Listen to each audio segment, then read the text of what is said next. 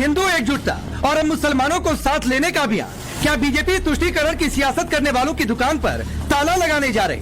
क्या जो लोग वोट के लिए मुसलमानों के ठेकेदार बने फिरते हैं, उनकी सियासी खेती को नरेंद्र मोदी चौपट करने वाले हैं? जो लोग नरेंद्र मोदी को मुस्लिम विरोधी बताने का नैरेटिव सेट करते हैं या कर रहे हैं, उनको बीजेपी ने करारा जवाब देने का प्लान बना लिया है। बीजेपी मुसलमानों को साथ लाने के लिए सौगाते मोदी अभियान पूरे देश भर में चला रही। इस कैंपेन का शुभारंभ दिल्ली के गालिब मैदान से कर दिया गया है। बिहार में चुनावी साल में इस योजना को बीजेपी का मास्टर स्ट्रोक माना जा रहा है। सौगाते मोदी योजना के जरिए बीजेपी गरीब मुसलमानों को किट देगी। 32 लाख गरीब मुसलमानों को सौगाते मोदी किट दी जाएगी। 32,000 पार्टी पदाधिकारी 32,000 मस्जिदों से संपर्क करेंगे। ईद के मौके पर गरीब मुसलमानों को सौगाते मोदी ये किट दी जाएगी। किट में खाने के सामान के साथ साथ कपड़े और सेवैयां, खजूर, ड्राई फ्रूट, शक्कर भी शामिल है। किट में महिलाओं के लिए सूट का कपड़ा होगा, पुरुषों के लिए कुर्ता पैजामा होगा। माननीय प्रधानमंत्री श्री नरेंद्र मोदी जी हमेशा ये कहते हैं कि मैं 140 करोड़ भारतीयों का पालक हूं और अभी त्योहारों का सीजन है। जब त्योहार होते हैं तो पालक की तरफ से गिफ्ट मिलते हैं, तो जाहिर सी बात है प्रधानमंत्री जी हमारे पालक हैं। तो त्योहारों में अभी ईद का त्योहार आने वाला है, अभी रमज़ान चल रहा है, अभी बैसाखी आएगी, अभी गुड फ्राइडे आएगा, भारतीय नववर्ष भी आ रहा है। तो इन त्योहारों पे हमने तय किया है कि जब हमारे अल्पसंख्यक मोर्चे कार्यकर्ता जाएंगे तो प्रधानमंत्री श्री नरेंद्र मोदी जी की तरफ से एक किट देंगे, जिसको हमने सौगाते मोदी कहा है। उसमें खाने पीने के सामान होंगे, उसमें हमने जो हमारी घर की महिला है, जो प्रमुख है हमारी, उसके लिए हमने एक सूट का कपड़ा भी रखा हुआ है। तो ऐसे ये किट बनाकर हम जो हमारे भारतीय जनता पार्टी के कार्यकर्ता हैं वो जाएंगे और सौगाते मोदी का किट देकर उनके खुशियों में रंग भरने का काम करेंगे। मोदी जी तो एनडीए तो हमेशा मुस्लिमों के लिए सबका साथ सबका विकास हमारा नारा रहा है। हम तो सबके लिए काम करते हैं, करते रहेंगे। रही बात वोट की, तो चिंता आपको करनी है कि आपको वोट के दलालों के चक्कर में पड़ना है, वोट के ठेकेदारों के चक्कर में पड़ना है, या सही मायने में जो आपका विकास कर रहा है आपका वोट वहां पड़ना चाहिए।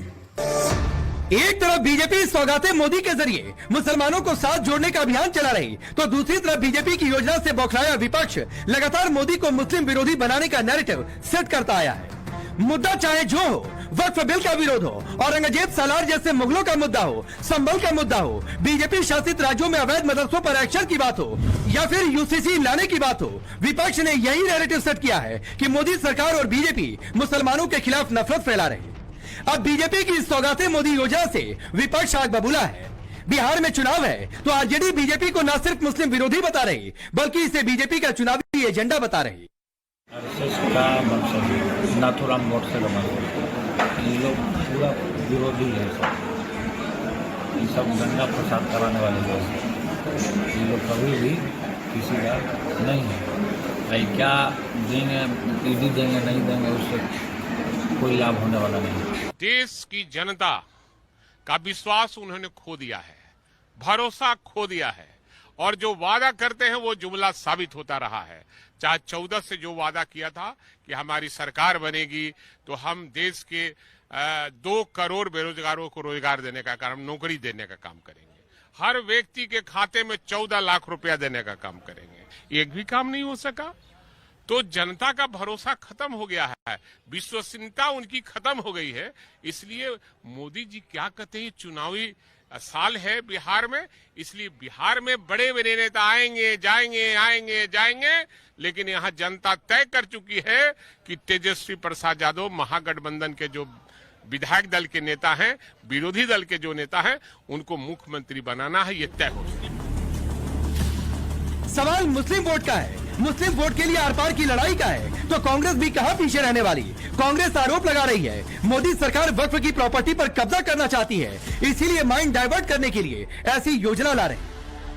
मुसलमानों की हालत हिंदुस्तान में इतनी खराब कर दी इन्होंने कि पिछले 10-11 सालों में ये जो 36 लाख का आंकड़ा बता रहे हैं ना, मैं तो कहता हूँ लगभग 13 करोड़ लोग जो खास करके मुसलमान हैं उस तबके के हैं जिनको अनुदान या फ़ायदा मिलना चाहिए। लेकिन और वही नहीं, उनकी नज़र जो है वफ़ के माध्यम से जो इतने सारी ज़मीनें हैं ऑल ओवर इंडिया, जहाँ पे कब्रिस्तानें हैं, जहाँ पे मस्जिदें हैं, मज़ारें हैं, कुछ ऐसी जगह हैं जो कमर्शियल वैल्यू की हैं, असल में वो कब्ज़ा करना है। तो लोगों का माइंड डाइवर्ट करने के लिए ये सब देखिए, सौगात देनी है, प्रधानमंत्री जी हैं, प्रधानमंत्री जी के इस गेस्टर का मैं स्वागत करता हूँ। और प्रधानमंत्री जी को अगर सौगात देनी है तो प्रधानमंत्री जी सौगात दें शिक्षा की, प्रधानमंत्री जी सौगात दें सुरक्षा की, प्रधानमंत्री जी सौगात दें सम्मान की, प्रधानमंत्री जी मुसलमान को वो चीज है जो मुसलमान को जरूरत है।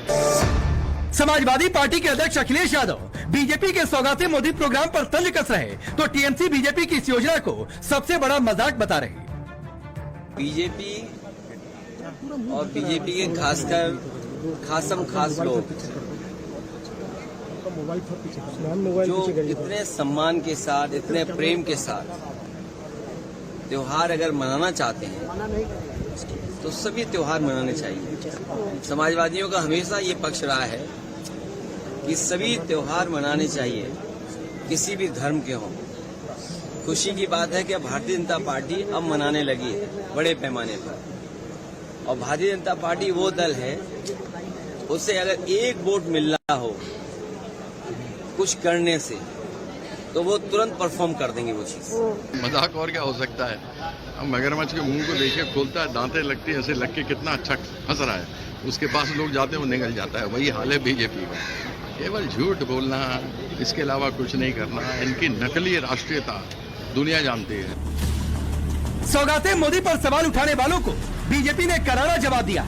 बीजेपी का कहना है मोदी के विकास का मसौदा कभी वोट का सौदा नहीं रहा। मोदी जी इन पिछले अगर आप 10 सालों में देखें, 11 सालों में देखें तो आखिरी पायदान पे खड़े हुए व्यक्ति की आंखों में खुशी और उनकी जिंदगी में खुशहाली के लिए उन्होंने काम किया है। उन लोगों ने जिन्होंने कि वोट में कंजूसी की, लेकिन उन्होंने विकास में उनकी कमी नहीं की। और ये बात सही है कि नरेंद्र मोदी जी का विकास का मसौदा कभी भी वोट का सौदा नहीं रहा है। अब सवाल है, मोदी के साथ जुड़ रहे मुसलमान क्या तभी विरोधी परेशान? सवाल ये भी कि मुसलमानों के साथ मोदी तभी तमाम मुद्दों पर भड़का रहे विरोधी। सबसे बड़ा सवाल कि बिहार चुनाव से पहले सौगाते मोदी बना मिफ्तार, क्या आपकी बार मुस्लिम वोटों पर होने वाली है आर पार? Bureau report, Times Now Bharat. और सवाल तो यह भी है कि जो हाल फिलहाल के चुनावी नतीजों से जो रुझान देखने को मिला है कि एकजुट हिंदू और उसमें अगर अल्पसंख्यकों का साथ अगर जोड़ दिया जाए तो क्या होगा? क्या इसीलिए ये पूरा चुनावी बखेड़ा विरोध का बखेड़ा है? चलिए मैं आपका परिचय आज के मेहमानों से करवाता हूं। राधिका खेड़ा भारतीय जनता पार्टी के नेता और राष्ट्रीय प्रवक्ता, मोहम्मद फैज खान मुस्लिम राष्ट्रीय मंच के हमारे साथ स्टूडियो में मौजूद है, तारिक खान समाजवादी पार्टी के नेता और प्रवक्ता, कंचना यादव है आरजेडी के नेता और प्रवक्ता, और जगदीश शर्मा जी कांग्रेस पार्टी के नेता। आप सभी का बहुत बहुत स्वागत है। कंचना, आपसे शुरू करता हूं क्योंकि सौगाते मोदी का पहला चुनावी टेस्ट इस साल बिहार में ही होगा। आप लोगों को दंगे की याद आ गई, कोई नाथुराम गोडसे तक पहुंच गया, इतनी बेचैनी क्यों है? मैं तो सोच रही हूँ कि बीजेपी से क्या ही डिबेट करूं, आज आप ही से कर लेती हूँ डिबेट। जब विपक्ष करे तो तुष्टीकरण आप ही कहते हैं, कोई और नहीं कहता, और जब बीजेपी करे तो संतुष्टीकरण। ये आपकी आत्मा इतनी जल्दी पलट कैसे जाती है? हमारे लिए तुष्टीकरण हो जाता है, उनके लिए संतुष्टीकरण हो जाता है। तो आप बताइए ना, वो क्या कर रहे हैं? हम करें तो गलत, वो करे तो सही, हम आरक्षण दे तो गलत, वो कुछ करे तो सही। कौन मोदी जी नहीं बोले थे ना, टोपी देखकर पहचानने वाले, दाढ़ी देखकर पहचानने वाले, कपड़ा देखकर पहचानने वाले, ये कौन कहता है? मोदी जी कहते हैं। घुसपैठिया किसको बोलते हैं? मोदी जी। आप बताइए, उन्हीं को बोलते हैं। किसको बोलते हैं ये कि आपको मंगलसूत्र छीन कर दे देगा, आपका भैंस छीन कर दे देगा, आपका ये छीन कर दे देगा? पूरे चुनाव में हिंदू और मुसलमान करने वाले, सांप्रदायिक नफरत फैलाने वाले और सांप्रदायिक दंगा कराने वाले, ये क्या मुस्लिम के लिए काम करेंगे? ये क्या करेंगे? ये क्या अपीजमेंट करेंगे? ये तो एक तरह के ढोंग ही है, और ढोंगी, और काम कुछ और होता है, दिखाना कुछ और होता है। लेकिन इनसे मैं क्या डिबेट करूं? राकेश जी आप ही बताइए। ठीक है, मुझसे ही पहले डिबेट कर लीजिए। आपका बहुत स्वागत है कंचना जी। मैं तो हमेशा ओपन रहता हूं, आपको बीजेपी की बजाय अगर मीडिया से डिबेट करनी तो कर लीजिए, मैं उसके लिए भी प्रस्तुत हूं और मैं उसका भी जवाब दे रहा हूं। कंचना जी जवाब सुन लीजिए, बीजेपी, एक तो पहले फ्री की एडवाइस दे देता हूं कि बीजेपी से पहले इतनी जल्दी हार मत मान लीजिए। अभी इस साल के आखिर में चुनाव है। नहीं, मैं इसलिए कह रहा हूं कि आप बीजेपी से डिबेट से मत भागिए। ये एक एडवाइस थी और मैं चाहता हूं कि लोकतंत्र में सभी पार्टियां मजबूत रहें। अब जवाब सुनिए, अब जवाब सुनिए कंचना जी। अब मैडम जवाब तो सुनिए ना। अरे अब जवाब सुनिए। यस इसी पर आ रहा हूं। अरे जवाब सुनिए। अरे मैडम तो सुनिए ना जवाब। जवाब सुनने के लिए चुप होना पड़ता है। जवाब सुनने के लिए चुप होना पड़ता है और चुप होंगी तो जवाब सुनेंगी। लोकतंत्र में सुनना भी चाहिए। अब सुनिए, आपने कहा ना कि इससे तुष्टीकरण, अरे सुनिए मैडम, आपने कहा ना कि इसे तुष्टीकरण से क्यों नहीं जोड़ा। इसलिए नहीं जोड़ा मैडम क्योंकि आप इसे सिर्फ मुस्लिमों से जोड़ रही हैं। बीजेपी का यह कैंपेन सिर्फ मुस्लिमों के लिए रहता तो मैं ताल ठोक कर कहता कि तुष्टीकरण किया जा रहा है, लेकिन यह सिर्फ मुस्लिमों के लिए नहीं है। आपके लिए माइनॉरिटीज की परिभाषा, आपके लिए सपा के लिए और कांग्रेस के लिए माइनॉरिटीज सिर्फ मुस्लिम होंगे, लेकिन बीजेपी की ओर से और जो बाइट दी गई है, जो उनके अध्यक्ष है माइनॉरिटीज मोर्चा के, उन्होंने सीधे तौर पर कहा है कि यह सिर्फ मुस्लिमों के लिए नहीं है। यह बैसाख आएगा तो उसमें भी हम लेकर जाएंगे। ये हर धर्म में जो माइनॉरिटीज है उनके लिए यह है, तो इसीलिए तुष्टीकरण का सवाल नहीं है। अब आपको यह जवाब ना अच्छा लगे, ना हजम हो, तो वो मेरी समस्या नहीं है। हाँ बोलिए। बीजेपी का प्रवक्ता नहीं बैठाते, उनके बिहाफ पे आप डिबेट कर लेते, उनके लिए सब सही है। आपने कहा कि बीजेपी से नहीं हमसे डिबेट करनी है, आपको चुनावी लड़ाई पार्टियों से नहीं, बीजेपी से नहीं, मीडिया से लड़नी है। अब मैंने जवाब दे दिया तो आपको लग रहा है बीजेपी की ओर से जवाब हो गया। मैं कह तो रहा हूँ बीजेपी से कि मुसलमानों को आरक्षण देना सही है गलत है, क्यों देना चाहिए? धर्म क्या? मैं आपसे पूछ रहा हूँ कंचना जी, मैं आपसे पूछ रहा हूँ किसी भी आदमी को उसके धर्म के आधार पर आरक्षण क्यों मिलना चाहिए? बीजेपी तो इसका मतलब आप खुलकर कह, अब सुनिए, इसी को तुष्टीकरण कहते हैं। लेकिन ऐसे आपके आत्मा नहीं कंचना जी, आप अपनी आत्मा, आप संविधान की किताब लेकर घूमती हैं, संविधान की प्रति लेकर, तो कम से कम उसे दिखावा मत साबित करिए नेशनल टेलीविजन पर। आप कह रहे हैं कि पूछिए मुस्लिमों को आरक्षण मिलना चाहिए कि नहीं, तो संविधान में लिखा है क्या? 60 डिग्री एंगल घूम जाती है। अरे कंचना जी, हम मुसलमानों के लिए कुछ आपका तुष्टीकरण का एजेंडा एक्सपोज हो गया डिबेट की शुरुआत में। हम करते हैं और हम करेंगे, क्या आपको क्या दिक्कत है? लेकिन भारतीय जनता पार्टी करे, आपने साबित कर दिया। सुनिए कंचना जी सुनिए, आपकी आत्मा कैसे पलट जाती है? अब मैं बीजेपी के पास जाऊंगा। सुनिए, ठहराते हैं, हमारे लिए गलत ठहराते हैं। सुनिए अपनी आत्मा से पूछिए आप। अब चलिए, कि कैसे नहीं छोड़िए ना, मेरी आत्मा सराहना कर ले रहे हैं। ठीक है कंचना जी, आप रुक जाइए, रुकिए। मैं ये कहते हुए राधिका जी के पास जा रहा हूं, मेरी आत्मा की चिंता छोड़िए, आप अपनी आत्मा की चिंता कर लीजिए और इसलिए अपनी आत्मा की चिंता कर लीजिए क्योंकि आप लोग संविधान बचाने की बात करती हैं। आपने कहा कि पूछिए बीजेपी से कि मुस्लिमों को आरक्षण मिलना चाहिए कि नहीं मिलना चाहिए, तो बाबा साहब के संविधान में धर्म आधारित आरक्षण की व्यवस्था है क्या? तो अपने आत्मा से पूछिए और पूछिए कि क्या इस तरह संविधान की रक्षा होगी क्या? खैर, राधिका खेड़ा इनकी बात का जवाब दीजिए। ये कह रही है आपके हिसाब से ये तुष्टीकरण है, इनका रिप्लाई करिए आप। सभी को नमस्कार, मेरी आवाज मिल रही है आपको? जी, मेरी आवाज मिल रही है? बिल्कुल मिल रही है, बिल्कुल मिल रही है, बोलिए। नमस्कार। देखिए ना, आज ये कह रही हैं और बोल रही हैं क्या मुसलमानों को आरक्षण मिलना है कि नहीं मिलना चाहिए। जो पार्टी लगातार राहुल गांधी के नेतृत्व में संविधान की कॉपी लहराते हुए घूमते रहे और चिल्लाते रहे भारतीय जनता पार्टी अगर सत्ता में आ गई तो संविधान बदल देगी, आज खुद अपनी ही सहयोगी कांग्रेस के साथ मिलकर संविधान बदलने की बात कर रहे हैं और जो बाबा साहेब अंबेडकर जी ने संविधान बनाया उसको कूड़े के दान में फेंकना चाह रहे हैं। ये है इनकी असलियत। हम हमेशा कहते थे कि ये झूठ बोल रहे हैं और वो कहते हैं ना कि जी काट की हांडी बार बार नहीं चढ़ती और सत्य अंततः हमेशा सामने आ जाता है। और आज हमने इनकी प्रवक्ता से आरजेडी की ये इनके मुंह से सुनी। अब सारी तकलीफ इस बात की है कि भाजपा कुछ कर रही है और उन्हें जलन इस बात की है कि जो मुसलमान समाज आज डर के नहीं बैठ रहा और जिनको ये झूठे वादे करते आए हैं अपनी तुष्टीकरण की राजनीति के लिए सालों साल पीढ़ी दर पीढ़ी बेवकूफ बनाते आ रहे। आज कंचना यादव गिनाए कि बिहार में जब इनकी सरकार थी, चाहे लालू प्रसाद यादव जी की या जब उनकी पत्नी को उन्होंने वहां पे अपनी सीट पे बिठा दिया था, तो उन्होंने मुसलमानों के लिए ऐसा क्या कर दिया कि मुसलमान एकदम आगे निकल गया। ये सच्चाई है। 55 साल की कांग्रेस की सरकारों के बावजूद भी आज भी मुसलमान पिछड़ा है, आज भी मुसलमान गरीब है, क्योंकि कभी भी वोट बैंक से ऊपर इन लोगों ने उसको समझा ही नहीं। वोट बैंक चाहिए तो मुसलमान कर दिया, पर अपलिफ्टमेंट की बारी आई तो शाहबानो का केस बदल दिया। क्या कंचना यादव राजीव गांधी के उस फैसले के साथ खड़ी होती है जब शाहबानो का केस पलटा गया था? आज मैं उनसे जानना चाहती हूँ ये बात। लेकिन जब हम ट्रिपल तलाक के खिलाफ बिल लेकर आते हैं तब उनको तकलीफ होती है, तो ये चिल्ला के बोलते हैं। और सच्चाई आज राकेश जी ये है कि हम लोगों ने नरेंद्र मोदी जी के नेतृत्व में सबका साथ सबका विकास की पॉलिसी लगातार फॉलो करी और ये बात किसी से नहीं छुपी है कि मुसलमान वोट हमें सबसे कम मिलता है, लेकिन क्या कभी भी हमने नरेंद्र मोदी जी ने या हमारी किसी सरकार ने प्रधानमंत्री आवास योजना ये पूछ के दी कि आप मुसलमान हैं या हिंदू हैं कि सिख है कि क्रिश्चियन है?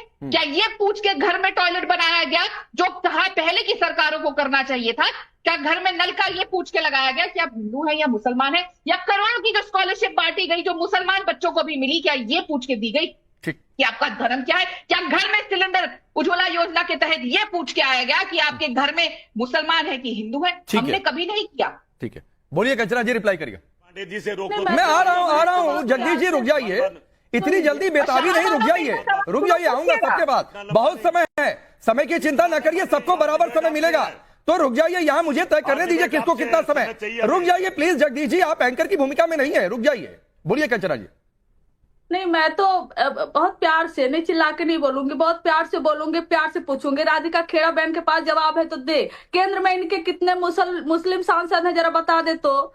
कितने सांसदों मुसलमानों को मैंने सुना था राकेश जी की सवाल का जवाब से होता है, ना कि सवाल से। आप मेरे सवाल का जवाब दे दें, मैं आपके सारे सवालों के जवाब दूंगी। यही तो इनका थथरई है, यही थथरई है इनको। आप पहले मेरे सवालों के जवाब दीजिए कंचना यादव, और एक आपके सवाल का जवाब देगी। ये तो हिम्मत दिखाइए राकेश जी को, करवा लीजिए। ठीक है, अच्छा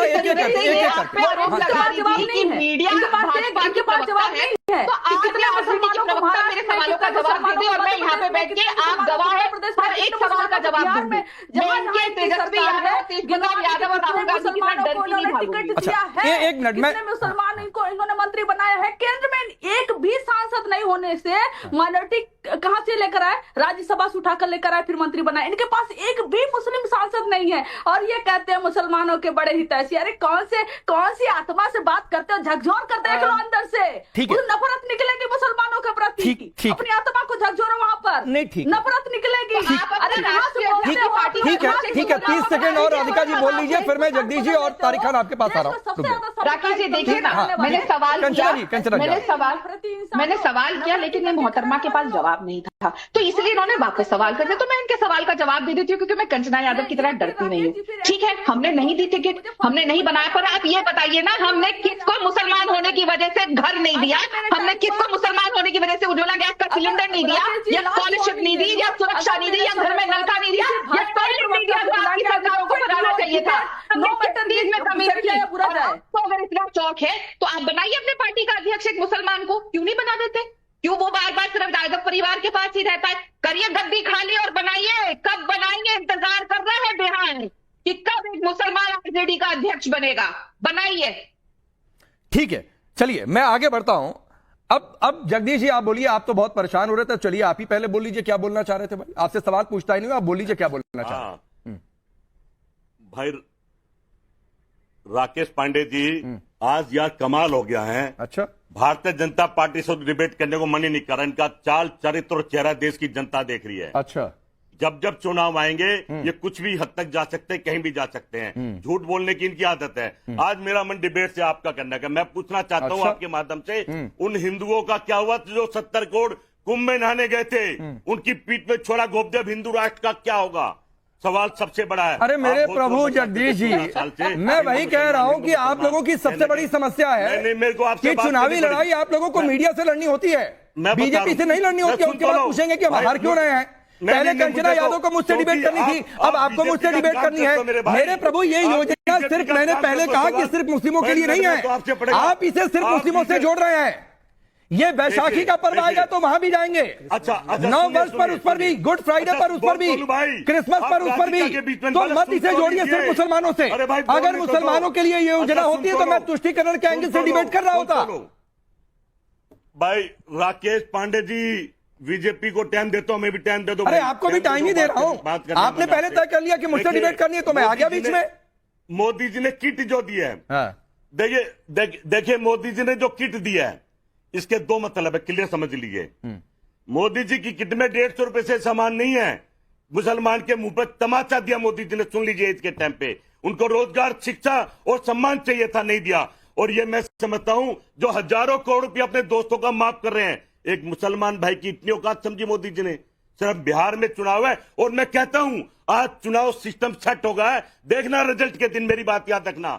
बिहार लूटा मिलेगा, बीजेपी की गोद में बैठा मिलेगा। ये खेल है बीजेपी का, कुछ हिंट दे देती है। ये हिंट दे दिया कि बिहार लूट गया है, नीतीश भी धोखा खाएंगे और वहां की जनता भी धोखा खाएगी, क्योंकि मोदी जी ने दाव फेंक दिया है। इस दाव से देश को बचाना है, मैं समझता हूँ। राकेश जी जवाब दे दो उनको। बोलिए बोलिए। देखिए, ये बोल रहे थे देश की जनता ये जान गई, हमें ये नहीं करना। भाई साहब, आप लोग एक पंचायत का चुनाव नहीं जीत पा रहे हैं। हरियाणा हो, छत्तीसगढ़ हो, देश आपको पंचायत लेवल पे भी नकार रहा है। कोई आप लोगों को वोट नहीं देना चाह रहा है, क्योंकि देश की जनता। मैं आपके बीच में नहीं भरी, मैडम, तुम्हारे में दम है, मोदी में दम है, तो मैं आपके बीच में बोली, क्यों चिल्ला रहे हैं? पानी पीजिए, सेहत के लिए अच्छा नहीं है आजकल। इतना चिल्लाना नहीं चाहिए, पानी पीजिए, धैर्य रखिए। आप अपनी बात पे बोलिए, मैं अपनी बात पे बोलूंगी। आप क्यों कांग्रेस की मिट्टी पलट करते हैं इतना दंगों की तरह बिहेव करके रोज? सुन लीजिए। अरे राकेश जी पहले बोल लेते हैं, मैं बोलती हूँ। जगदीश जी रुक जाइए, आपने सवाल की आप रिप्लाई ले लीजिए, फिर मैं आगे बढ़ता हूँ। जगदीश जी, पहले ही आपके नेता राहुल गांधी ने मिट्टी पलट कर रखी है पार्टी की। आप तो थोड़ा उसकी इतने पुराने कार्यकर्ता है, ऐसे चिल्ला चिल्ला के क्यों बेइज्जती कराते हैं अपनी पार्टी की हर बात? थोड़ा सुनने का धैर्य रखिए। आप देखिए, आपको समय नहीं दिया तो आप कहां बैठ जा बैठी? मेरे नेता में कोई कमी नहीं है, मेरे नेता बिल्कुल। आप तो उनके साथ, आप तो रॉबर्ट वाड्रा के साथ कितनी बार ईडी के चक्कर काट चुके हैं और क्या क्या आप लोगों का लेन देन है पूरा देश जानता है। आप लोगों ने तो देश को लूटने का काम किया। ईडी आई थी ना, मैं वफादार आदमी हूँ, मैं वफादार आदमी हूँ, मैं गद्दार नहीं हूँ, मैं गद्दार नहीं, मैं वफादार भाई। आज भी खड़ा हूँ। नहीं, एक मिनट जगदीश जी, अरे ये वफादारी गद्दारी की बात कहां से आ गई भाई बीच में? मैं शांत हुआ कि आप लोग आपस में सवाल जवाब कर लीजिए, आप वफादारी गद्दारी तक पहुंच गए, तो ऐसे नहीं होता है ना, तलवे चाटती थी, ऐसे नहीं होता है। पीछे पीछे घूम, नहीं, ये क्या पर्सनल होने की बातचीत है? और वफादारी गद्दारी तक कहां लेकर जा रहे हैं? फिर राधिका खेड़ा कहीं पहुंच जाएंगी तो आप कहेंगे कि देखिए क्या हो रहा है, तो ऐसे नहीं होता है। राधिका खेड़ा रिप्लाई करिए, फिर मैं तारिक खान। रुक जाइए प्लीज, तारिक भाई 30 सेकंड दीजिए, आ रहा, बोलिए। हमने कभी भी मुसलमानों का तुष्टीकरण नहीं किया। हमने हमेशा सम्मान, विश्वास, उनको उनके अंदर विश्वास जताने के लिए सम्मान कार्य करने की बात करी। हम वोट बैंक की राजनीति नहीं करते। अगर हम वोट बैंक की राजनीति करते तो हम इतने सारी चीजें हैं जो नहीं लेकर आते। और यहाँ पे जो, जैसे आपने शुरुआत में सुनाया है कि कांग्रेस कह रही है कि हम मुसलमानों की जमीन ले रहे हैं, आज मैं पूछना चाह रही हूँ कि वक्फ बोर्ड की जो बात हो रही है, उस वक्फ बोर्ड की जमीनों से कितने मुसलमानों का पेट भरा है, कितने मुसलमान बच्चे पढ़े, कितनी महिलाओं को उसमें से पैसा मिला कि वो अपना सर्वाइवल कर सके जब उनको तलाक देके छोड़ दिया गया, कितने मुसलमानों का भरा हुआ। अगर जितनी वक्फ बोर्ड की प्रॉपर्टी है, अगर उसका इस्तेमाल वो मुसलमान समाज के लिए कर देते तो आज मुसलमान समाज कहाँ का कहाँ होता। लेकिन 1 रुपया नहीं खर्च किया गया, क्योंकि यहाँ पे भी राजनीति करी। ठीक है। अब तारिक भाई आपके पास आ रहा हूं, और सवाल यह है कि आपके पीडीए में तो आपने बाकायदा एक समय ए का मतलब मुस्लिम ही परिभाषित कर दिया था, अल्पसंख्यक का मतलब, इसीलिए सिर्फ मुस्लिमों से जोड़ा जा रहा और तंज कसा जा रहा। सबसे पहले तो मैंने किसी से कहा कि भाई चुटकी काटो, मैं कहीं सपना तो नहीं देख रहा हूं, ये क्या हो रहा है। मगर फिर सही है, लाइव चल रहा है। 2 मिनट 20 सेकंड बीजेपी को नॉन इंटरप्टेड, मुझे लगता है मुझे पर्याप्त समय मिलेगा। अगर सिवई दी जा रही है ईद में, तो होली पे गुजिया क्यों नहीं दी? कहाँ है गुजिया भैया? 70 करोड़ की गुजिया, कुंभ में इतने लोग गए, एक पत्तल चावल खाली खिला देते, नहीं खिलाया। होली और फिर हम दिवाली की मिठाई भी ढूंढ रहे हैं, कहाँ है भाई, कहाँ है? फिर हम लोग कल डिबेट किस चीज पे करेंगे जब हिंदू मुसलमान का मुद्दा खत्म हो जाएगा? मैं बड़ा चिंतित हूँ कि कल से क्या डिबेट नहीं होगी, मैं नहीं बुलाया जाऊंगा।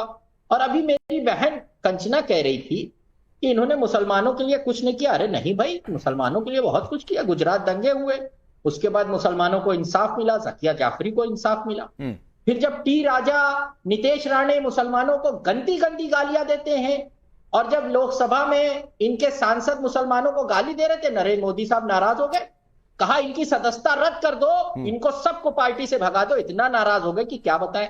अभी लोकसभा के चुनाव हुए, 543 सीटों पे वोट डले। पता है मुसलमान को 250 टिकट दिए बीजेपी ने, 250 टिकट मुसलमानों को दिए, 250 लोग एमपी का चुनाव लड़े। और उसके बाद इन्होंने अगर 40 मंत्री बनाए तो उसमें से 32 मुसलमानों को मंत्री बनाया। इतना प्यार इनका मुसलमानों पे है। और कंचना यादव कह रही है कि मुसलमानों को, इनसे बीजेपी को प्यार नहीं। मुसलमानों से इनका बेपनाह प्यार है, बना रहेगा और आगे भी चलता रहेगा। तभी तो हम लोग डिबेट करेंगे किसी चीज से, वरना मुद्दे ही खत्म हो जाएंगे। हो गया आपको 2-2.5 मिनट, संतुष्ट हो गए समय से? और चाहिए और बोल लीजिए। नहीं, अब बोलना क्या है भाई, मैंने क्या बहुत किया मुसलमानों के लिए। अब चलिए मैं आता हूं। नहीं ठीक है ना, अब सुनिए तारिक भाई, सुनिए, आपने कहा ना भाई हिंदुओं को गाली दी गई, आप चुप रहे। संबल में हिंदू मारे गए, आप चुप रहे। सनातन धर्म को कुछ टेस्ट बताया गया, आप चुप रहे। कृष्ण भगवान ने कोरोना को भेज दिया, आप चुप रहे। तब आपकी जुबान सिल जाती है। अब सुनिए, रुक जाइए, मैं आपकी थोड़ी सी मदद कर देता हूं। जरा वो डालिए डेटा जो है स्क्रीन पर। आप कह रहे हैं क्या ना, आयुष्मान भारत योजना करीब 50 लाख मुस्लिम नागरिकों को मुफ्त इलाज मिला उसमें। उज्ज्वला योजना में 11 साल में 2 करोड़ से अधिक मुस्लिम महिलाओं को फायदा मिला। प्रधानमंत्री आवास योजना में लगभग 33% माइनॉरिटीज कम्युनिटीज से थे। अब इसमें आपको सिर्फ मुस्लिम वाला डेटा चाहिए तो वो नहीं है मेरे पास, आप खोज लीजिएगा।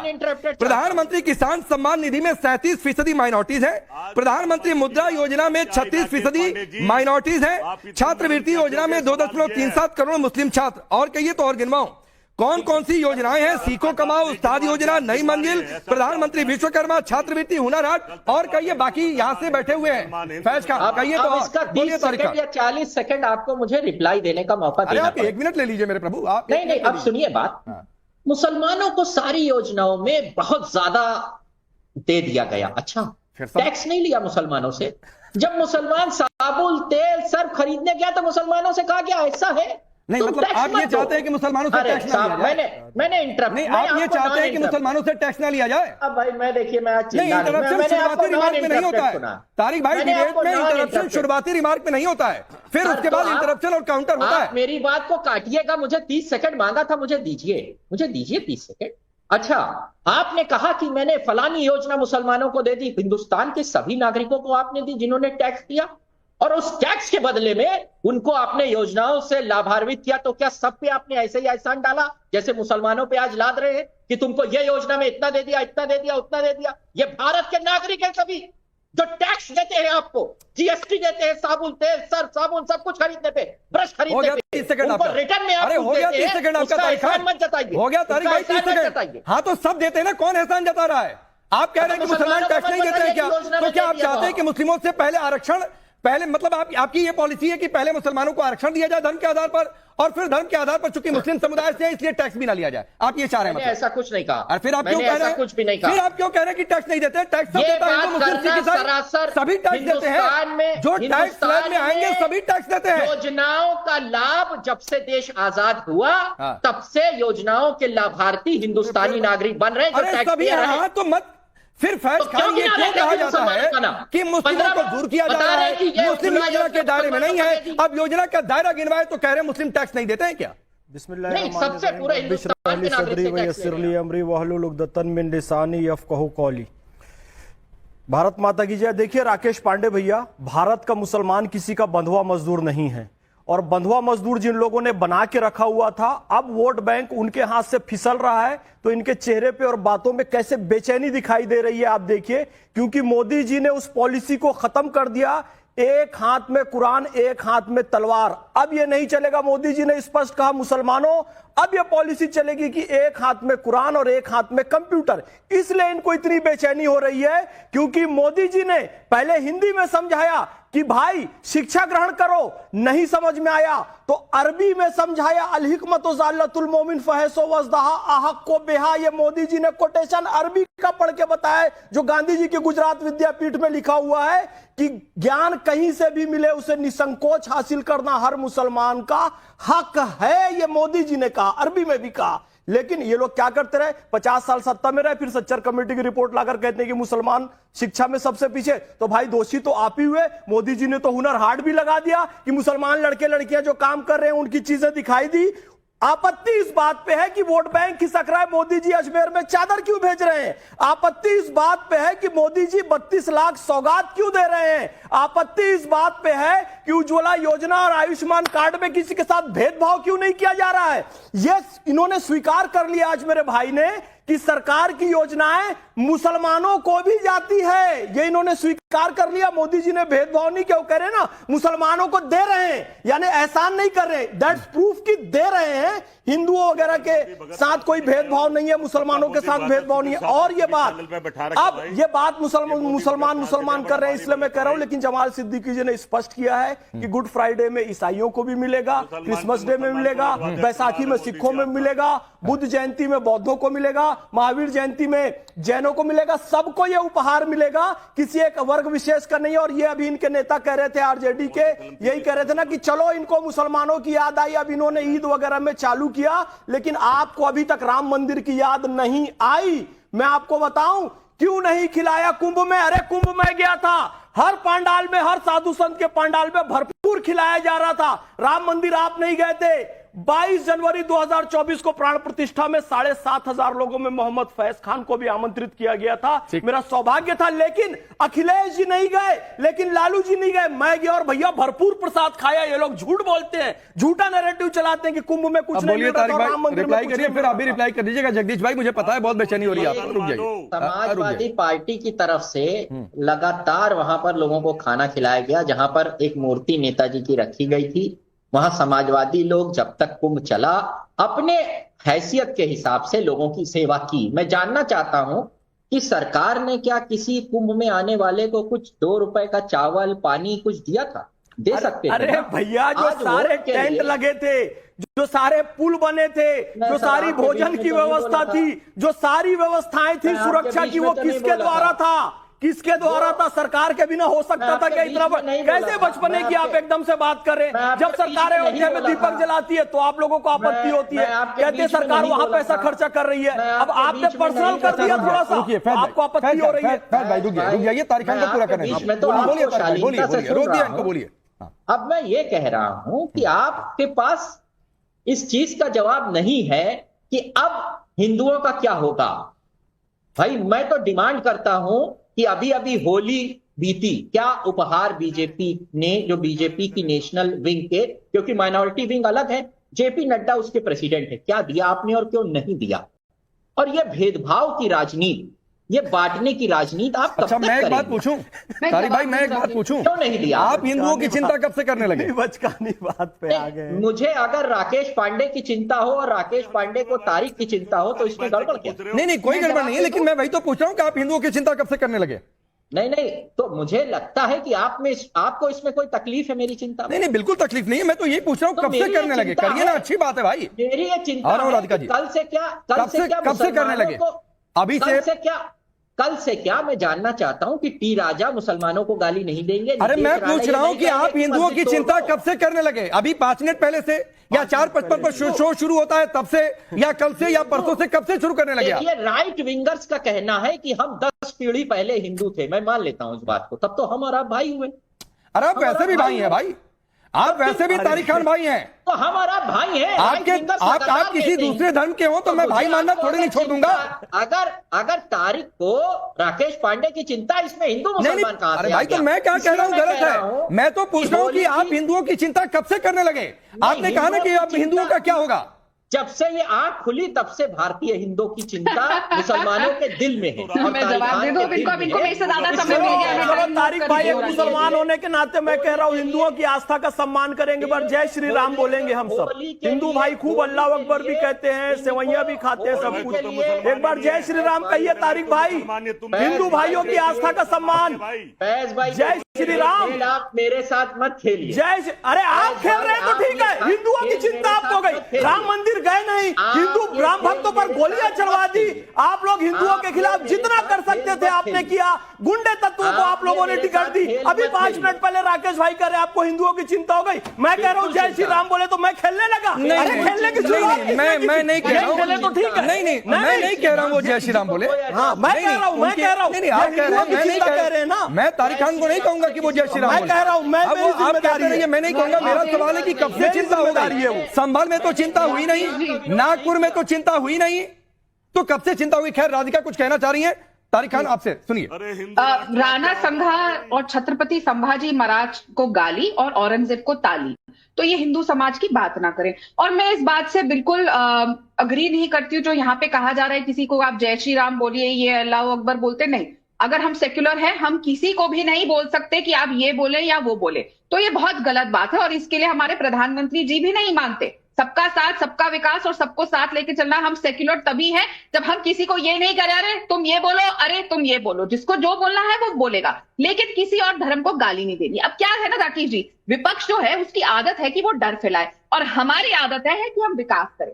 तभी वो शाहबानों को कुचलते हैं और हम 3 तलाक खत्म कर मुसलमान महिलाओं को हक देते हैं। वो मुसलमानों को झूठे आस देते हैं, हम जमीन पर काम करके रोजगार देते हैं, इज्जत देते हैं और आत्मनिर्भरता देते हैं। शौचालय हो चाहे 5.5-6 लाख मुसलमान परिवारों के अंदर शौचालय देना हो, सिर्फ 2022 साल में हमने 5.5 लाख घरों में शौचालय देने का काम किया, जो पहले हो जाना चाहिए था। हमने जब बिजलियां पहुंचाई इतने 16-17 हजार गांव में, तो उसमें मुसलमानों के भी गांव थे, मुसलमानों की भी बस्तियां थी जिनको बिजली से दूर रखा गया। प्रधानमंत्री किसान निधि के हिसाब से कम 30% किसान मुसलमान थे जिनको यह फायदा मिला है। पर हमने अपना कभी भी ये सवाल करके नहीं करा। आ रहा हूं जगदीश जी, इसके बाद आपके पास ये बताइए कि आप मुसलमान है, हिंदू है, सरदार है, क्रिश्चियन है, क्या है? तो ये हम तुष्टीकरण में विश्वास नहीं करते। मैं फिर रिपीट कर रही हूँ, नरेंद्र मोदी जी का जो सपना है, उनकी जो टैगलाइन है, सबका साथ सबका विकास, और उसका ये मतलब नहीं होता कि आपने कितने एमएलए बनाए, कितने एमपी बनाए। अगर यही है तो ये मैं आपके चैनल पे बहुत जिम्मेदारी से कह रही हूँ कि चाहे आरजेडी हो, चाहे सपा हो या कांग्रेस हो, वो महिला विरोधी है। अब जगदीश जी मैं आ रहा हूँ, सर मैं आ रहा हूँ, मुझे आपको जो कहना हो आप कहिए, लेकिन मेरा सवाल ये है कि ये वोट बैंक छिटकने का डर है, या फिर आपको लग रहा है कि हिंदू वाला वोट बैंक तो एकजुट हो ही रहा था, ये कहीं से इधर वाला भी वोट बैंक एकजुट हो गया तो मामला और गड़बड़ हो जाएगा? क्या डर है, किस बात से बेचैनी है? राकेश भाई हमें कोई बेचैनी नहीं, हमें दुख यह है वो साधु संत महात्मा ऋषि जो मोदी के पैरों में पड़े थे। अब मेरा सवाल उन सभी से कि हिंदू राष्ट्र का क्या होगा? अब हिंदू राष्ट्र पर आगे बनाओगे, बस ऐसी चलेगा? हम तो चाहते से मिलजुल के रहे, पर बीजेपी से मेरा सवाल है, राधिका केड़ी से, हिंदू राष्ट्र का क्या होगा ये बता दीजिए। जो लोगों को गुमराह कर रहे थे, हिंदुओं को 70 करोड़ आगे, 50 करोड़ आगे, वो बेचारे सारे हताश आज। भाई ये मोदी जी ने कौन सा कार्ड खेल दिया? सब सत्ता और चुनाव के लिए, सिर्फ बिहार के लिए।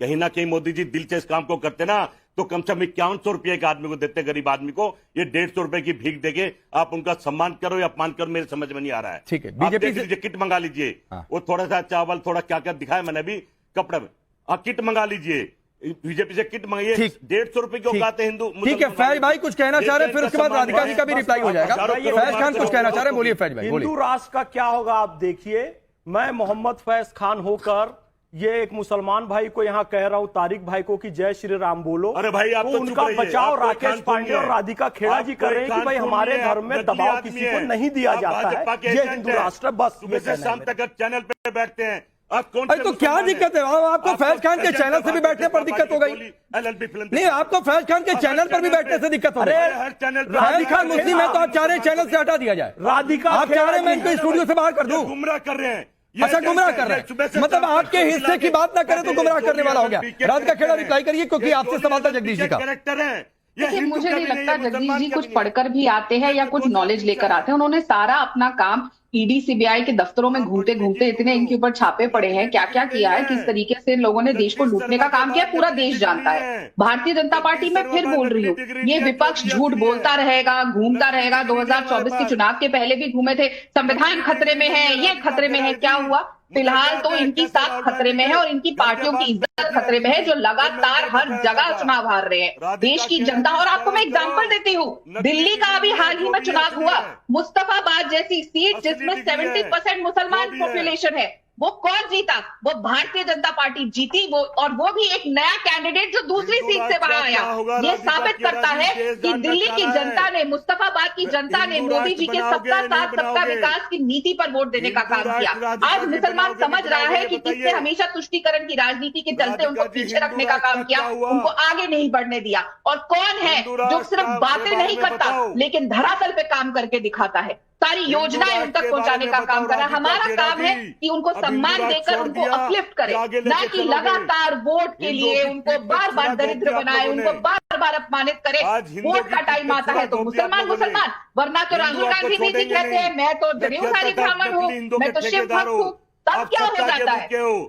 आप सत्ता के भूखे यही प्रॉब्लम है कांग्रेस में, किसी की सुनना नहीं चाहते, इसलिए देश की जनता इनकी नहीं सुननी। लगातार ये चिल्लाए हैं। वोट ये बैंक नेता फिसल तक रहा में है, पार्लियामेंट बंधुआ मजदूरी मुसलमानों की ये खत्म हो रही है, इसलिए तिलमिलाहट है इनके अंदर, बस और कुछ तो नहीं। जगदीश जी, आप हिंदू हैं और आप कह रहे हैं सिर्फ हिंदुओं की बातचीत करो, तो सर अपनी पार्टी के उन नेताओं से पूछ लेते ना जो स्टेटमेंट दे देते हैं, अपने गठबंधन के उन साथियों से पूछ लेते ना जो सनातन को गाली दे देते हैं। फिर आप हिंदू हैं, हिंदुओं की बातचीत करो तो सर जाकर राहुल गांधी से पूछ लीजिए कि महाकुंभ में क्यों नहीं गए।